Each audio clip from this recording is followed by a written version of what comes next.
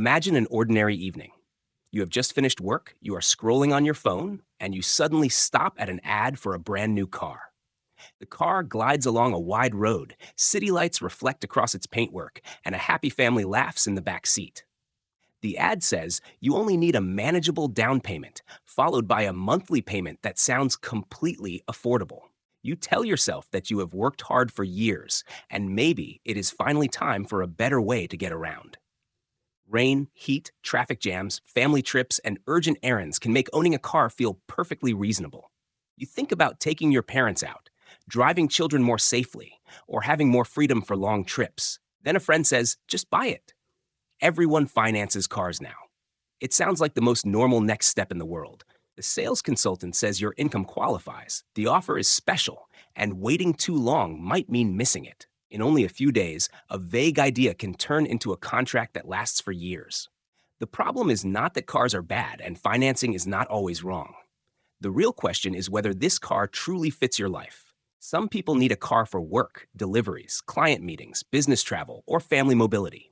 In those cases, a car can be a valuable tool. A car can save time, create more flexibility, and in some situations directly support your ability to earn income.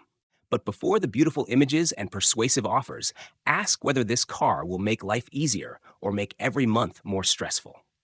Financing a car is not just buying transportation. It is adding a fixed obligation to your monthly budget. That obligation does not care whether work is going well, whether you are sick, or whether an unexpected expense appears. Many people begin with, it is only about this much per month. But the word only can be very dangerous. One payment may not look large on its own, but money never lives alone. It always sits inside a much bigger spending picture. Housing, food, tuition, utilities, insurance, family support, and small surprises all need room in your budget. When you look only at the monthly payment, you are looking at a very thin slice of a long-term financial decision. What matters more is the total amount leaving your pocket over the life of the loan and what remains after every other responsibility is covered. Suppose you choose a car priced at $32,000. Put $10,000 down and finance the rest. A consultant may show you a neat illustration where the payment fits your income and everything looks manageable. That chart can make you believe that cutting a few small expenses will keep everything under control for years. But take one more step and ask, will you borrow for 3 years, 5 years, or 7 years? The longer the term, the lighter the monthly payment may feel. But that lighter feeling does not mean the total cost is lower. Extending the term does not make the car cheaper. It simply divides the burden into smaller pieces and makes you carry it longer. The day you receive the car can be emotionally powerful. You see the keys, the license plate, and imagine future trips. But after that excitement fades, the payment schedule is still there, returning every month like an appointment you cannot easily cancel. Meanwhile, the car begins to lose value as soon as it leaves the dealership. That is not a reason to panic, but it is a reason to stay clear-eyed. In most cases, a car is a consumer asset.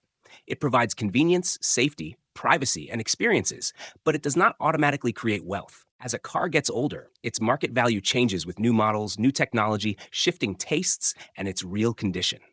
When it is time to sell, buyers do not care how much interest you paid. They look at the condition, mileage, and current market price. It is possible to owe the bank more than the car's actual resale value. At that point, the car is no longer just transportation. It becomes a financial tie that limits your choices. The challenge is not only the loan. Many people prepare money to buy a car, but do not prepare money to keep one. A car needs fuel or charging, plus parking. In city life, those costs become regular expenses.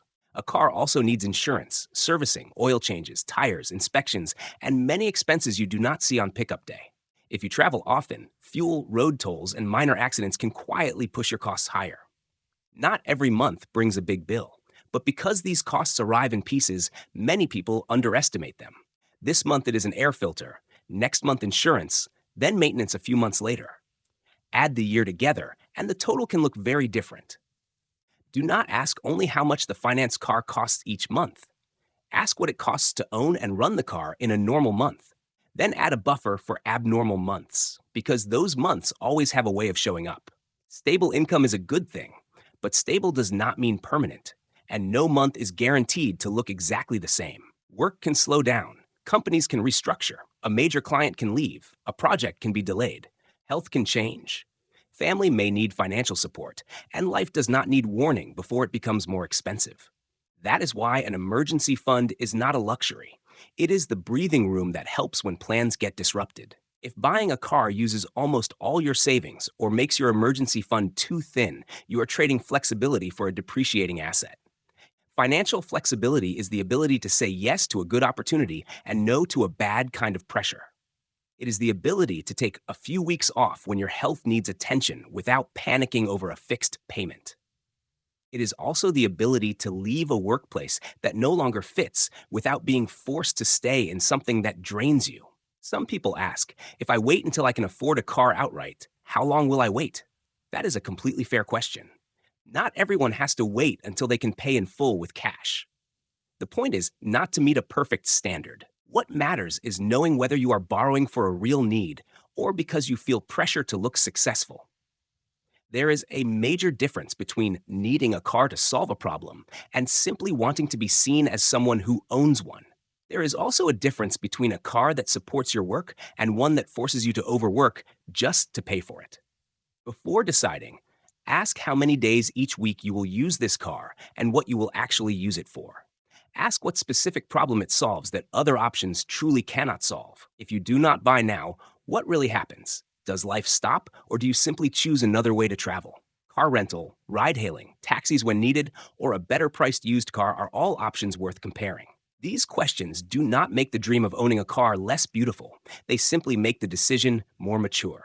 Another thing that can lower a buyer's guard is language like low interest, interest support, or flexible down payments. 0% financing sounds attractive, but any offer that sounds unusually simple deserves more questions. Ask how long the promotion applies and how the interest rate changes after the initial period. Ask whether interest is calculated on the original balance or the declining balance, because the method changes the total amount you pay. Ask whether you are required to buy insurance or pay application, management, valuation, or other fees. You also need to know whether there is an early repayment penalty or any condition that makes paying off the loan early expensive. Compare the cash price with the financed price and ask whether the gifts are truly gifts or already built into the cost. You do not need to become a financial expert to ask these questions. You simply need to avoid signing what you do not understand. A good contract is not the one that excites you for 10 minutes.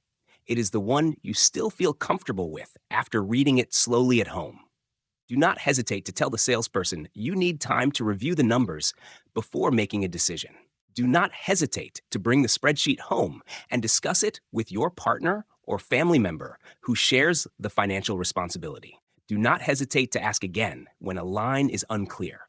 A professional salesperson should explain it transparently. If someone pressures you to sign now because the offer is ending or the car is almost gone, remember that urgency is often a sales tool.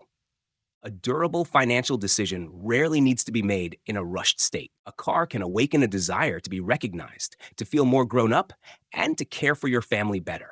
It can also represent a wish to reward yourself after difficult years, and those emotions are completely human. But emotion should not become the chief accountant of your life, because the strongest feelings usually arrive before the bills do. When you sit in a new car, you are seeing its best version, a beautiful test drive and a clean showroom. You also need to picture a month with lower income, an unexpected bill, a car repair, and a payment due at the same time. If your cash flow still works after you imagine those situations, you are getting closer to a better decision. But if simply imagining those scenarios makes you feel trapped, the timing or the price level may not be right yet. I can pay for it, and I should pay for it, are two very different statements. Many people manage it, but sacrifice too much. They cut entertainment, delay healthcare, avoid leaving a bad job, and stop investing in skills just to keep the fixed payment alive. That is not freedom. A suitable car should still leave room for the life you are living. After car payments and operating costs, you still need money for emergencies, family, learning, health, and long-term goals. If the car consumes the part of your money meant for the future, it is too expensive, even if the sticker price looks manageable. You do not need a complicated model. Make a simple sheet with your take-home income and the fixed expenses you already have. In the next column, list the full payment, fuel, parking, insurance, maintenance, tolls, and a repair reserve. Then look at what remains, because that number tells the truth about how comfortable your life will feel. Do not stop at your best month. Lower your income in the sheet and add an unexpected expense. Assume that a few months bring no bonus or that work does not go well. Then see whether your budget still stands. If the sheet still holds up, that is a good sign. If a small change sends everything negative, you have your answer before signing. Car payments and ownership costs should not force you to live on the hope that next month brings a bonus or a raise.